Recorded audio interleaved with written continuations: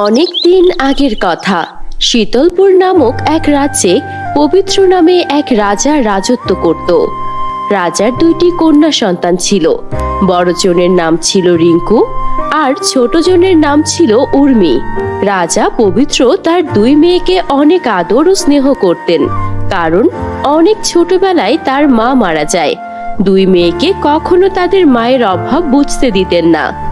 রাজা পবিত্র অনেক সৎ ও নিষ্ঠাবান ন্যায়পরায়ণ একজন রাজা ছিলেন।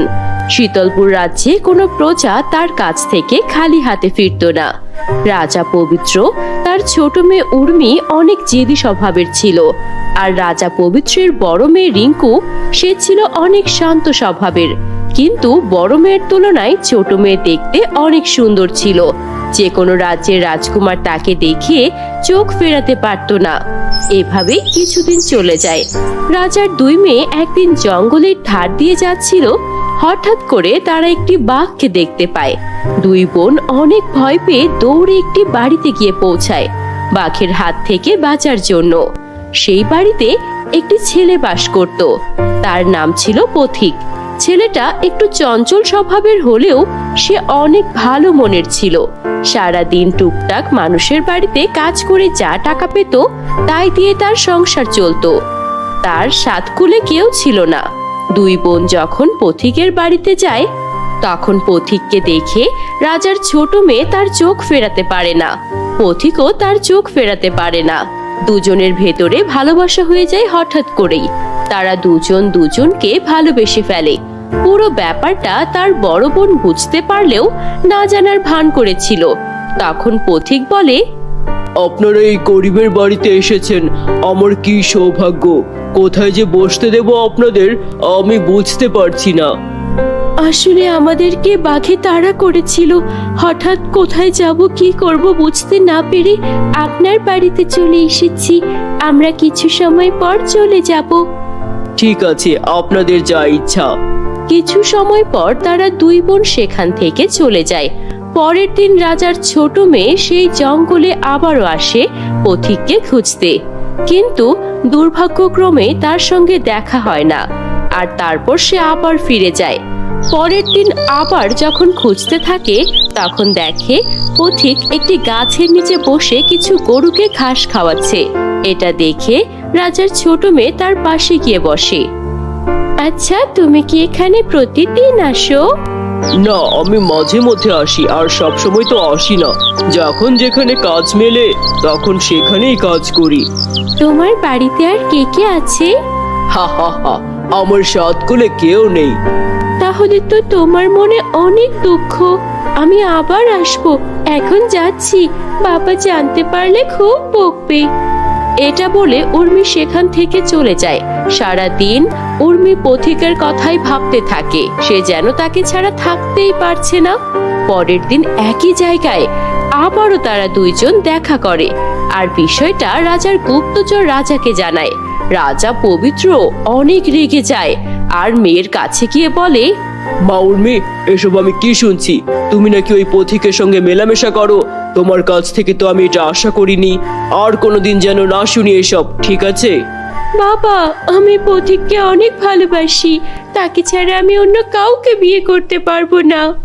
এই কথা শুনে রাজা অনেক রেগে যায় আর সেখান থেকে চলে যায়। পরের দিন রাজা একা বসে ভাবতে থাকে মেয়ে দুইটার বিয়ে দিতে হবে। এভাবে আর চলতে দেওয়া যাবে না। পরের দিন রাজা তার মন্ত্রীকে ডেকে বলে, মন্ত্রী, আমার ছোট মেয়ে একটু বেশি বাড়াবাড়ি করছে, তাই ভাবলাম ওকে আগে বিয়ে দিতে হবে। তুমি রাজ্যে প্রচার করো যে যুবক আমার শীতলপুর রাজ্য এক প্রহরে ঘুরে আসতে পারবে তার সঙ্গে আমার ছোট মেয়ের বিয়ে দিয়ে দেব। মন্ত্রী পরের দিন রাজ্যের মানুষকে খবর পৌঁছে দেয়। শুনুন শুনুন শুনুন, সবাই মন দিয়ে শুনুন। যে যুবক আমাদের শীতলপুর রাজ্য এক প্রহরে ঘুরে আসতে পারবে তার সঙ্গে রাজার ছোট মেয়েকে বিবাহ দেওয়া হইবে। শুনুন শুনুন শুনুন। এটা শুনে পথিক অনেক চিন্তিত হয়ে পড়ে, কারণ তার কাছে কোনো ঘোড়া ছিল না। ওই দিন রাতে পথিক এক গাছতলায় বসে ভাবতে থাকে সে কি করবে। এমন সময় আকাশ থেকে এক পরী নেমে এসে পথিকের সামনে প্রকট হয়। এটা দেখে পথিক অনেক ভয় পেয়ে যায়। তারপর পরী যা বলল, তুমি এখানে মন খারাপ করে বসে আছো কেন? তোমার কি হয়েছে আমাকে বলো। আমি যাকে ভালোবাসতাম তার বিয়ে হয়ে যাচ্ছে। তাকে আটকানোর মতো আমার কাছে তেমন কিছু নেই। তার বাবা প্রতিযোগিতা রেখেছে যে শীতলপুর রাজ্য এক প্রহরে যে ঘুরে আসতে পারবে তার সঙ্গে তার ছোট মেয়েকে বিয়ে দেবে। আমার কাছে তো ঘোড়া নেই, আমি কিভাবে যাব বলেন? ও এই ব্যাপার, দাঁড়াও আমি তোমাকে জাদুর ঘোড়া দিচ্ছি। এই ঘোড়ার উপরে তুমি যখন বসবে অনেক দ্রুত বাতাসের সঙ্গে এই ঘোড়া উড়ে চলে যাবে, তুমি বুঝতেই পারবে না। আপনি আমার এত বড় উপকার করলেন, আমি যে আপনাকে কি বলে ধন্যবাদ দেব? না না, তুমি ধন্যবাদ কেন দেবে? আমি তো পড়ি, আমাদের কাছে জাদু শক্তি আছে, মানুষকে উপকার করাই তো আমাদের কাজ। এই বলে পড়ি সেখান থেকে চলে যায়। পরের দিন সকাল হতেই রাজ্যে শুরু হয়ে গেল প্রতিযোগিতা। বিভিন্ন রাজ্য থেকে বহু রাজপুত্র ও যুবক এসে জড়ো হয়েছে শীতলপুর রাজ্যে। তাদের চোখে মুখে রাজার ছোট মেয়ে উর্মির পানি গ্রহণের আশা। পথিকও তার জাদুর ঘোড়া নিয়ে প্রতিযোগিতার স্থানে এসে পৌঁছায়, কিন্তু তার সাধারণ পোশাক এবং তার পাশে দাঁড়ানো জাদুর ঘোড়াটিকে দেখে কেউ বিশেষ পাত্তা দিল না। অনেকেই হাসাহাসি করতে শুরু করলো। দেখ দেখ কি দিন এলো, এই সামান্য গরিবটাও আমাদের সঙ্গে প্রতিযোগিতায় যুক্ত হচ্ছে। ওর ঘোড়াটা কি সবার আগে যাবে? এটা কোনো কথা? ওর ঘোড়া নিশ্চয়ই পা ভাঙা কোনো ঘোড়া হবে, যেমন গরিবও। এভাবেই সবাই নানা রকম মন্তব্য করতে লাগলো, কিন্তু পথিক এসবের পাত্তা দিল না। পথিকের জাদুর ঘোড়াটি ছিল দেখতে সাধারণ ঘোড়ার মতোই, কিন্তু এর শক্তি ছিল অবিশ্বাস্য। প্রতিযোগিতা শুরুর ঘোষণা হলো। যেই মুহূর্তে প্রহরীর শঙ্খ বাজলো, অমনি অন্যান্য যুবকেরা তাদের দ্রুতগামী ঘোড়া নিয়ে তীব্র বেগে রাজ্যের পথে ছুটলো। কিন্তু পথিক ঘোড়ার পিঠে বসে অপেক্ষা করছিল। উর্মি মনে মনে ভাবছিল, পথিক কি পারবে? ওর কাছে তো কোনো ভালো ঘোড়াও নেই, তাহলে কি আমার আর পথিকের বিয়ে হবে না? ঠিক সেই সময় পথিক তার জাদুর ঘোড়াকে বলল, দ্রুত চলো, বাতাসের থেকেও দ্রুত। অমনি সেই ঘোড়াটি মাটি ছেড়ে শূন্যে উঠে গেল এবং বাতাসের বেগে শীতলপুর রাজ্যের সীমানা ধরে ছুটতে শুরু করলো। ঘোড়ার দ্রুততা এতই বেশি ছিল যে পথিক নিজেও ঠিক মতো বুঝতে পারছিল না নিমিষের মধ্যেই যে সে রাজ্যের এক মাথা থেকে অন্য মাথায় পৌঁছে যাচ্ছে। নিচে প্রতিযোগীরা নিজেদের মধ্যে পাল্লা দিতে ব্যস্ত, আর উপরে পথিক জাদুর ঘোড়ায় চড়ে উড়ে যাচ্ছে। এক প্রহর শেষ হওয়ার আগেই পথিক গোটা শীতলপুর রাজ্য একবার ঘুরে এসে প্রতিযোগিতা শুরুর স্থানে ফিরে এলো। সে যখন ফিরে এলো তখন অন্যান্য প্রতিযোগীরা রাজ্যের অর্ধেক পথও অতিক্রম করতে পারেনি। পথিক, তুমি এমন জাদুকরী ঘোড়া কোথায় পেয়েছো? এই যে অবিশ্বাস্য, যে ঘোড়া কিনা আকাশে উঠতে পারে। আমি তো তোমাকে খুব সাধারণ মানুষ ভেবেছিলাম। আমি সাধারণই রাজকন্যা, কিন্তু তোমার ভালোবাসার জন্য হয়তো ভাগ্য আমার সহায় হয়েছে। আমি এক পরীর দেখা পেয়েছিলাম, আর সেই পরী আমাকে সাহায্য করেছে। তার জন্যই তো আমি এই জাদুকরী ঘোড়া পেয়েছি।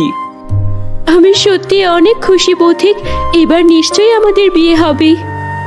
পথিককে বিজয়ী হিসেবে দেখে সবাই অবাক। রাজা পবিত্র তো নিজের চোখকে বিশ্বাসই করতে পারছিলেন না। তিনি দেখলেন একজন সামান্য গরিব যুবক তার প্রতিযোগিতায় জয়ী হয়েছে। রাজার চোখে মুখে বিস্ময় ও ক্ষোভের মিশ্রণ। রাজা পবিত্র ঘোষণা করলেন, শীতলপুর রাজ্যের প্রতিযোগিতায় শর্ত অনুসারে এই যুবকই বিজয়ী হয়েছে। একেই আমার ছোট মেয়ে উর্মির সঙ্গে বিবাহ দেওয়া হবে। রাজার এই ঘোষণার পর প্রাসাদে আনন্দের ঢেউ উঠল। বিশেষ করে উর্মির চোখে ছিল আনন্দের জল। তার ভালোবাসার মানুষটি যে কঠিন পরীক্ষা পার করে এসেছে। কিন্তু রাজা পবিত্র মনে মনে এই বিয়েতে রাজি ছিলেন না। তার ছোট মেয়েকে একটা সাধারণ গরিব ছেলের হাতে তুলে দিতে তার মন চাইছিল না। তাই তিনি একটা শর্ত রাখলেন। শোনো যুবক, তুমি শীতলপুর রাজ্য এক প্রহরে ঘুরে এসেছো, ঠিক আছে, কিন্তু তুমি যে আমার মেয়েকে ভালোবাসো এই ভালোবাসার উপযুক্ত প্রমাণ দিতে হবে। ওকে এমন একটা জিনিস এনে দিতে হবে যা আজ পর্যন্ত কেউ দেখেনি এবং যা সবচেয়ে মূল্যবান। এই কাজটি যদি করতে পারো তাহলেই তুমি আমার উর্মির স্বামী হতে পারবে। পথিক আবারও হতাশ হয়ে গেল। মূল্যবান জিনিস ও কোথায় বা পাবে? ও যখন উদাস হয়ে গাছের নিচে বসলো তখন পরী ওর কাছে আসলো। কি হয়েছে পথিক, তুমি আবারও হতাশ কেন? পরি, আমাকে কি আরেকবার সাহায্য করতে পারবেন? আমার কাছে তো কিছুই নেই যা দিয়ে আমি রাজাকে খুশি করতে পারি। মূল্যবান কি দিতে পারবো আমি? পরী বলল, এটা যে তোমাকেই ভেবে বের করতে হবে, আর এটা তোমার কাছেই আছে, যা অনেক মূল্যবান, যা চোখে দেখা যায় না। তখন পথিকের মাথায় এলো, আরে, এটা তো হচ্ছে ভালোবাসা। ভালোবাসার যে মূল্যবান জিনিস আর কি বা হতে পারে? পরের দিন পথিক খালি হাতে রাজার দরবারে এলো। তাকে দেখে সবাই হাসতে লাগলো। কোথায় সেই মূল্যবান জিনিস? তুমি খালি হাতে এসেছো যে? মহারাজ, আমি আপনার জন্য সবচেয়ে মূল্যবান ও কেউ দেখেনি এমন একটা জিনিস এনেছি। কোথায় সেই জিনিস? দেখাও আমাদের। মহারাজ, আমার কাছে যা আছে তা হচ্ছে বিশুদ্ধ নিঃস্বার্থ ভালোবাসা, যা আমি আপনার মেয়ে উর্মির কাছে পেয়েছি। এর চেয়ে বেশি মূল্যবান এই পৃথিবীতে কিছুই নেই। সে আমার মতো এক গরিবকেও ভালোবেসেছে, তাই আমার কাছেই সবচেয়ে মূল্যবান জিনিসই আছে। রাজা পবিত্র ক্ষণিকের জন্য চুপ হয়ে গেলেন আর বুঝতে পারলেন তার মেয়ে সঠিক মানুষকেই ভালোবেসেছে। তারপর ধুমধাম করে রাজ্যে ঘোষণা করা হলো পথিক আর ছোট মেয়ে উর্মির বিয়ে সম্পর্কে। পুরো রাজ্যে বিয়ের উৎসব শুরু হয়ে গেল, আর অনেক আনন্দের সাথেই পথিক ও রাজকন্যা উর্মির বিয়ে সম্পন্ন হলো।